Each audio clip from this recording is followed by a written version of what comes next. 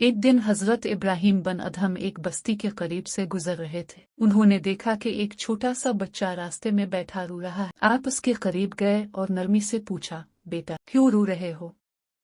बच्चे ने आंखें साफ करते हुए कहा, मेरा खिलौना टूट गया है और मेरे अबू बहुत गरीब हैं, वो दोबारा नहीं खरीद सकते। हजरत इब्राहिम बिन अदहम मुस्कुराए और बोले, बेटा क्या आपको पता है अल्लाह ताला हमें हर चीज दे सकता है? बच्चा बोला, हाँ, मेरी माँ बताती है कि अल्लाह हर चीज पर कादिर है। आपने कहा, फिर तो हम अल्लाह से मांगते हैं, आओ दुआ करें। दोनों ने हाथ उठाकर दुआ की। हजरत ने कहा, ये अल्लाह इस मासूम बच्चे का दिल खुश कर दे।